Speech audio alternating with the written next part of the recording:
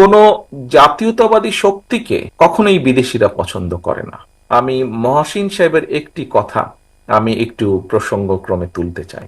মহসিন সাহেব ওনার বক্তব্যে একটু আগে বলেছিলেন যে খুব সম্ভব বিদেশি কোনো জার্নালিস্টের সাথে বোধহয় কথা হচ্ছিল এবং তারা বলেছে তারা আমার বক্তব্য বা আমাকে তারা পছন্দ করে না। প্রিয় উপস্থিতিবৃন্দ, কেউ কারো বক্তব্য উপস্থাপন করতে পারে, তাতে কিছু যায় আসে না। তবে আমি একটি জিনিস মনে করি, কোন জাতীয়তাবাদী শক্তিকে কখনোই বিদেশিরা পছন্দ করে না। জাতীয়তাবাদী শক্তি মানেই দেশের পক্ষের শক্তি, দেশের পক্ষে কথা বলে, দেশের মানুষের পক্ষে কথা বলে। কাজেই অন্য একটি দেশের মানুষ এই দেশের মানুষের পক্ষে যেরকম থাকবে, আমরা বিভিন্ন সময় অতীতে দেখেছি বিপক্ষেও থাকে। তারা তাদের স্বার্থ রক্ষা করে, এই দেশের মানুষের স্বার্থ তারা দেখে না। সবাই যে একরকম তা না। কাজেই তাদের মধ্যেও যেমন এপাশ আছে ওপাশ আছে। কাজেই সামগ্রিকভাবে বলতে পারি জাতীয়তাবাদী শক্তিকে কখনোই বিদেশিরা পছন্দ করতে চায় না। এই বিষয়টি আমাদের মনে রাখতে হবে। যারা দেশের পক্ষে কথা বলে, যারা দেশের মানুষের পক্ষে কথা বলে, অধিকাংশ বিদেশিদের হয়তো তাদেরকে পছন্দ করার কোনো কারণ নেই। এই বিষয়টি আমাদেরকে মনে রাখতে হবে।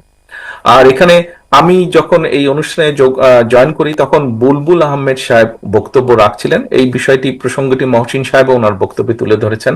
ওনারা একটি সুভিনিয়র বের করতে চাইছেন। আমিও মনে করি শুধু জুলাই আগস্ট মাসের আন্দোলন নয়, বিগত 15 বছর যেই স্বৈরাচার পালিয়ে গিয়েছে বাংলাদেশ থেকে, তারা এই দেশের মানুষকে কিভাবে অত্যাচার করেছে, কিভাবে নির্যাতন করেছে দলমত নির্বিশেষে, আমি মনে করি তার একটি সামগ্রিক একটি ডকুমেন্ট তৈরি হওয়া উচিত।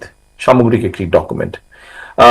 আমাদের অবস্থান থেকে যদি কোনো কিছু করার থাকে, আমি ফটো জার্নালিস্ট অ্যাসোসিয়েশনকে অনুরোধ করব আমাদেরকে দয়া করে জানাবেন।